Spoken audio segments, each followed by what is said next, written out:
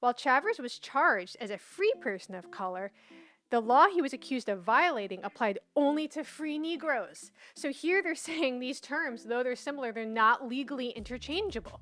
In 1857, a man named William Chavers, sometimes Chavez, stood trial in North Carolina for carrying a weapon, which was illegal for free Negroes at the time.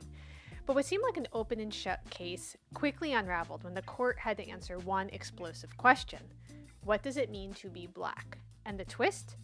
It all came down to one surprising legal loophole. Hi, I'm Danielle Romero. Thank you so much for being with me here on my channel, where we talk about American identity and family stories.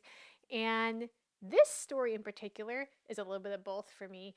The Chavez family, sometimes they're listed as Chavers or Chavez, are in my family tree. And this is a group of people that are sometimes known as Melungeon, sometimes they're known as Redbone, even Lumbee Indian. Some of the negative comments, I should say, that I get, people are, why are you discussing who's black and white? Why are you so obsessed with this? I'm not obsessed. I'm a historian. I'm a trained historian. I used to teach history in the classroom, and I'm just fascinated by the history that we weren't taught. Let's dive in and jump to North Carolina in 1857. This was a place where freedom was a spectrum rather than an absolute. And so just to create context, the Civil War has not happened yet. The Emancipation Proclamation has not been proclaimed. William Chavers was part of a group known as Free Persons of Color. And this is a designation I've seen on my mom's family tree over and over and over again. They weren't enslaved, but they weren't truly free, not in the sense that non-colored people were free at this time. And among these laws was a ban on carrying firearms if you were considered a free Negro. So for American men then, and I will probably say now to an extent, carrying a gun symbolizes power, independence, an ability maybe to protect yourself. But for people like William Chavers, it was actually seen as a threat to the established order. So when Chavers was caught carrying a shotgun, he was charged under this law. At first, the indictment called him a free person of color, which is really important. Section 79 of the revised code defined free Negroes, I'm putting it in quotes because that's how it's truly written, it says free Negroes, anyone descended from African ancestors to the fourth generation. The court declared that, quote, every person who had 1/16 of Negro blood in his veins was a free Negro. Now I'm going to pause right there and just say, again, the fascination for me, not just as an American historian, but as someone who is a student of my own family history, this would make my mom considered a free Negro. My mom does not look like a free Negro.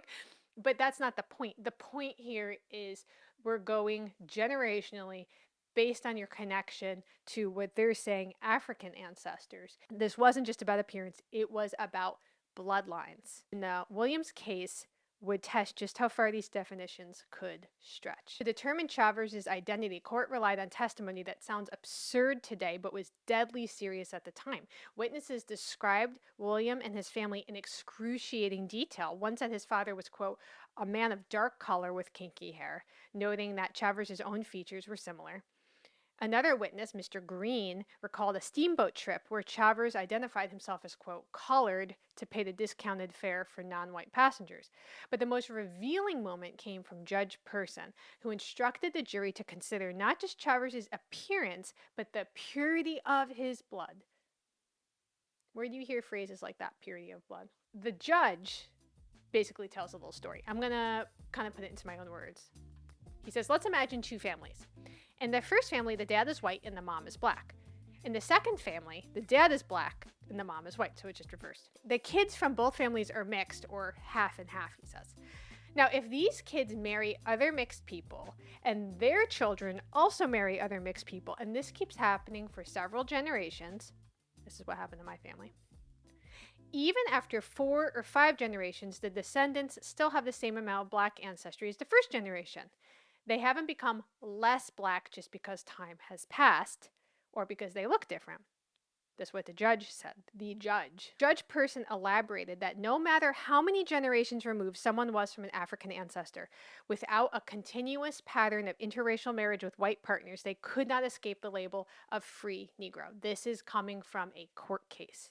I'm reading to you from a court case. These ideas weren't just pseudoscience. These were laws. And for William Chavers, they determined whether or not he could be convicted or walk free. The defendant's counsel insisted in his argument, though, that the client was a white man and called upon the jury to inspect him and judge for themselves. I mean, this is outrageous, right? This is outrageous. Can it be, continued His Honor, that to remove one generation has the effect in law of turning a half Negro into a free white man in spite of the color of his skin or the kinking of his hair? It seems to me both unreasonable and absurd. Unless there is such a purification, it makes no difference how many generations you should have to go back to find a pure Negro ancestor. Even though it should be 100, still the person is a free Negro. Okay, so let's unpack this a little bit.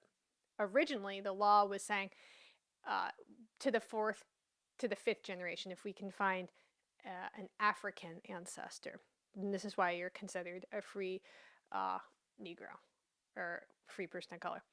The judge here is saying that doesn't even make sense. He's saying, listen, it could be 100 generations back. If we go back and we are finding admixture in your tree, then you're a free Negro today. This is pretty wild to me. It's pretty interesting. At this point, 1857, my fifth grandfather, who was born enslaved, he ended up suing for his freedom and he won in 1822. And then he manumitted his daughter, my fourth grandmother, Marie. And so by this point, he was still alive. He had been a slave.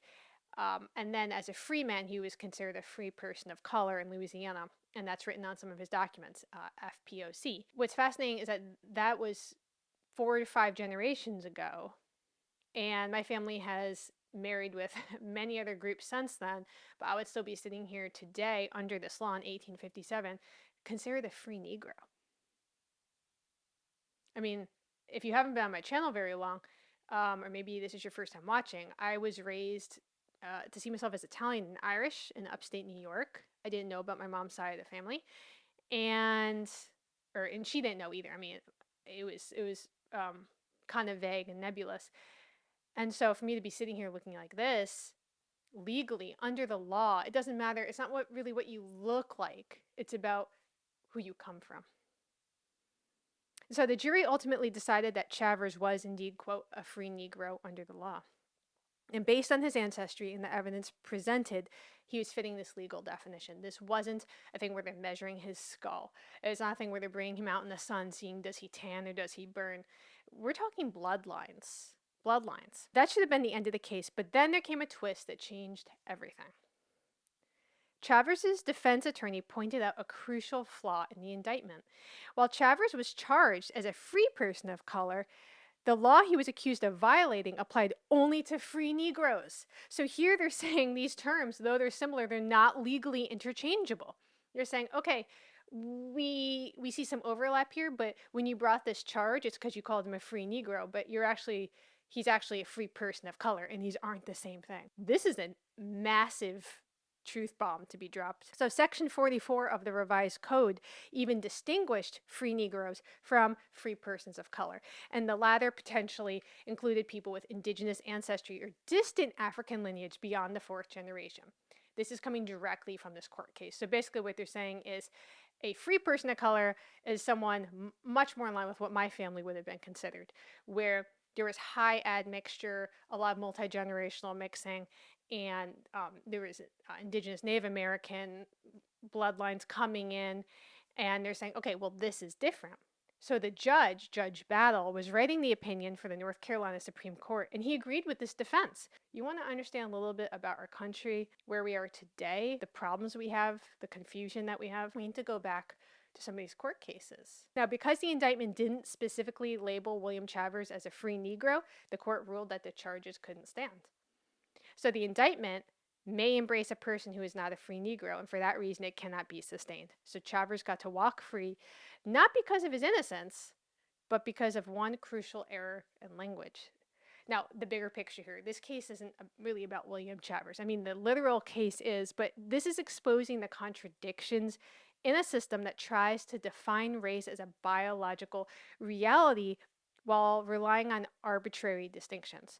So the judge's focus on purification of blood revealed how deeply rooted these ideas were in maintaining racial hierarchies. These were purification by blood. I mean, this is like just gives you the ick, right? Like this kind of talk. But even decades later, these definitions still persisted. In 1951, Black's Law Dictionary defined a Negro as a person of the black race, one descended from the African race. The obsession with categorizing people by race did not just fade away. It's evolved. It's shaping policies and perceptions for generations. So why does this story still matter? If you're not already super intrigued, I mean, I read this, I was like, what? But it's because the questions that it raised are still far from settled, almost 200 years later. Today, we see echoes of these debates in discussions about DNA testing, census categories, and the politics of identity. Whether I want it to be or not, identity is extremely political. Chavers' case reminds us that laws are never neutral. They reflect the values, the biases, the power dynamics of the societies that create them. They are reflections, they are mirrors of that society. The fact that a single word, color, in place of Negro, a free colored person instead of a free Negro, could decide someone's fate shows you just how fragile and subjective these systems can be. This topic is sensitive for a lot of people. It bothers a lot of people, but I don't think we should want to live in a world where we can't pull primary sources from our own country's history. We can't pull court cases from our own country's history and study them and pore over them and look at them. You know, those same people who are frustrated that I'm looking at court cases from the Civil War era are out there studying stuff from 1,000 years ago. It's like, fine, go ahead and study that, but don't try to deprive me of researching my own country's history. Now, this isn't nice history. It's not. But I'm not going to apologize for that. I didn't create this history. I inherited it just like the rest of us. And I think instead of turning a blind eye to what's actually there, if we look at it square in the eye and try to understand it, we can make tomorrow a little bit better. Thank you so much for being here with me. And if you'd like to connect off of YouTube, I'd love to have you join me at patreon.com/NYTN, where you can grab some New York to Nashville merch. I have something that I just ordered and I'm so excited about it. So this is my little office. I have my plaque, I have my record player, got my couch, and I have these beautiful pillows that I have not put on the website yet. I'll make sure they're up before this video goes live. But it says "Be a Good Ancestor," and it's so nice. I just love it. And you could take the cover off and wash it. But I mean, this is my whole thing. Be a good ancestor. What does that mean? That means we need to learn the past, take what's good from it, leave behind what's not, and create a better tomorrow for the future generations. So I'd love to have you join me on that journey. Otherwise, we'll talk soon.